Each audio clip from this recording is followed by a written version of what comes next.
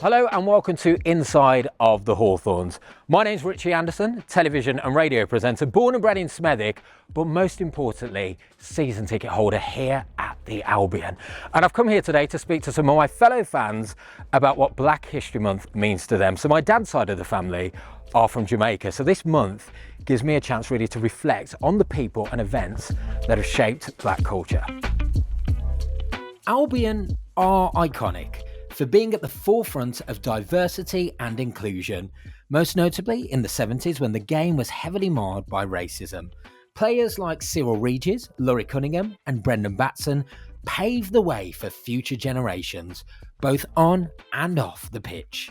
I wanted to speak with Frankie and Ray, Albion fans from a young age, to hear their experiences on the terraces. Gentlemen, it's a pleasure. How are you doing? Thank you so much for coming down. How's it going? You okay? Not too bad, thank you. It's nice being here, isn't it, when the ground's like this? Oh, of course, yeah. Well, I've never been in the ground when it's that empty, nobody about, you know, but yeah, it's very nice. So October is Black History Month, and you both started going up the Albion in the mid-70s. Yeah. What was that like? Because you were 12 at the time. As a 12-year-old going to the Albion, as a black boy, what was that like? Difficult at times. Why? Well, not all many black people, because what you got to understand, me and Ray, right? A lot of people forget this. We are the first generations of English blacks, right? Because the generation before this, our mum and dad's, you know, what came over in the Windrush. We are the first generations of English blacks. So therefore, growing up, you know, people used to give us monkey signs and monkey noises and that. Bananas, it's black this, black that. But like Frankie said, right, when we used to go away, and in particular to mainly London clubs London clubs up north as well, it was more rife there. It was more rife.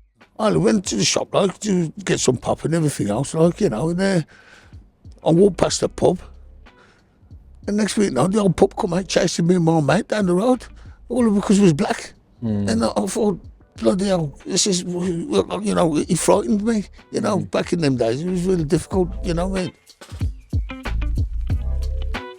And how do you feel as an Albion fan now? Because you said you were part of the first generation, and you come to a match now, and we've got such a diverse fan base. You look on the pitch, we've got players from all over the world, all races, all religions.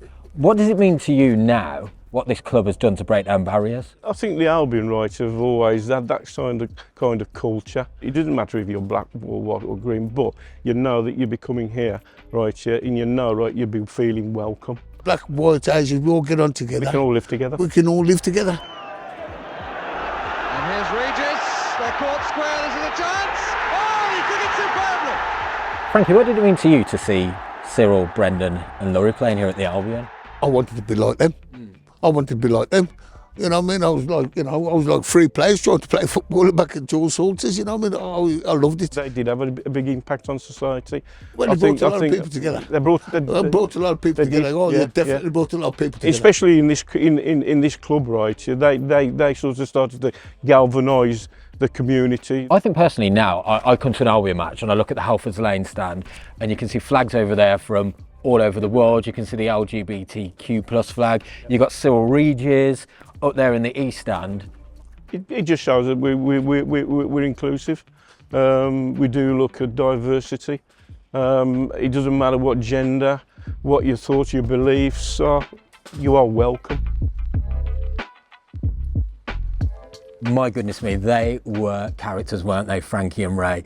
And speaking to them, even when they started coming in the mid-70s, West Bromwich Albion was always a safe and diverse place for them to come. And even though they might have gone to other grounds and not felt like that, here at the Albion, they've always been able to thrive. And that, as an Albion fan, makes me feel really proud. Back then, opportunities in the game were few and far between for black people, but the 3 Degrees didn't just inspire players and supporters, their influence reached all corners of the sport. A prime example of that is Hille, a well-known match official in the Midlands. Hervel, come here. Bring it in. How are you? How's it going? You okay? Yeah, fine. It's good to see. I feel like you're one of those Albion fans that most Albion fans know? I think it's through a number of things, which is refereeing football first in the area. Yeah, For I think you've reffed me a few times. 42 years I've been refereeing now. I think I've had a couple of yellows off you. It happens. And obviously working here as a steward as well. And I've worked on all 4 stands, so a lot of people knew me from there. What were those early experiences like for you coming to the Albion? Was it mid-70s? Yes, yeah. It was very hard, I thought, and going away to games as well. You'd obviously coming here, black supporter, the away fans knew exactly who you were with, because then they'd know there's no black fans with them, you're with the West Bromwich Albion fans. And I've said before that when we came to a lot of games, home and away, we had to rely on a lot of the white supporters to help us out, because we'd get the away fans monkey chants, bananas thrown at us as they were at the players. And did the white supporters help you out? Yes, they did. Yeah. Yes, quite a lot of them. Quite a lot of lads that I know. They were very good like that, and it helped me to keep coming. And of course on the pitch, Cyril Regis, Brendan Batson, Yeah. Laurie Cunningham. Yeah. I can actually see your face light up when I talk about those 3 players. Yeah. What are your early memories of them? Oh, it was fantastic to come here and see them playing, and you kick every ball with them, you head every ball with them. You just want to see you wanted to see the team do great, and them being here, you felt something. You felt something special. You put some pictures in with you. Yes, I have. If I show you this one first, Oh my goodness me, talk me through this. that was actually when the black and white match they played here in the 70s, Yeah.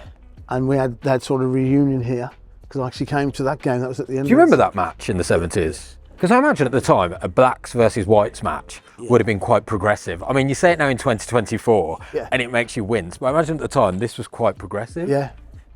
Well, it was a fantastic atmosphere to just to come up and see that game, and they won as well. They won. I think it was 3-2. They won. Phillips scored the winning goal, and it was just a great thing, I think, for the club at the time. And it again, something like that at the time, I think helped West Brom no end. These 2 are of me as a referee. How old are you there as a referee? I'm in my 20s, late 20s. This man has not aged. Look at that. That could have been taken like 2 days ago. You have not aged at all. And you've kind of lived the Albion dream, because you've not played for Albion, but you were 4th official at an Albion match. Yeah. Talk me through that. It was West Brom v Jamaica. Yes, that was for Bomber Brown's testimonial. I don't know who the master stroke would get in Jamaica here, but as soon as I heard they were playing Jamaica, I got onto one of the guys and I said, look, you've got to get me and Trevor onto this game. And Jamaica won. Jamaica won 1-0. Yeah. And I got on for the last 20 minutes. Trevor was on this side. Trevor ran down, poked me with the flag, and he says, take the flag. And I ran down, and I've done the line here for the last 20 minutes. But what a day to hear the national anthem here, and the Jamaican national anthem was fantastic. Absolutely fantastic. It was a brilliant day. I also wanted to understand what it was like going to games as a black female back then. So I caught up with Ivonne, who told me her story. Ivonne, how are you doing? Hi Richie, how you doing? Thank you so much for your time. So we're talking about Black History Month, and I was just wondering, what's your heritage? Yeah, my family heritage. My parents were born in Jamaica and they came over in the 50s. In fact, the road where we lived in Park Road, we didn't know. They wanted a petition to get us out. So they didn't want us, a black family living in the road. But I didn't find that out until I was late in my 20s. My mum and dad kept a lot of the racism away from us, actually, but I was a bit of a rebel, so I rebelled a lot.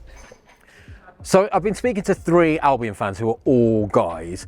So what's your experience of following the Albion, particularly when you first started coming as a black female? I think I was the only black female going to the Albion in the 70s. Couldn't remember seeing any other black female. We had a lot of racism, but I stood my ground. I had a little bit of rebel in me. I used to wear a scarf with all the metal badges on, and that was my protection when I came out of the ground. We were chased from ground to ground or from the station. But yeah, the more the racism was there, the more I was determined they weren't going to stop me. What does Black History Month mean to you? I don't like being singled out as a black woman. I'm me. I was born the colour I am. I can't help that. But and I think if we carry on learning about each other, especially in the schools, even at home, it can get better, and hopefully it'll never kick racism out, but it can reduce it a hell of a lot than we have at the moment. Ivonne, thank you so much. Nice to see you again. See you later. It's been so interesting for me today to hear those stories from our supporters, and it's re-emphasised for me what a diverse and inclusive club West Bromwich Albion is. They're talking about what it was like going back in the 70s, but you come today in 2024 and ask what? We've got players from all over the world, different races, different cultures, different religions. And I think as well, when you look around you on a match day, that's reflected in the stands. And Albion's in a good place.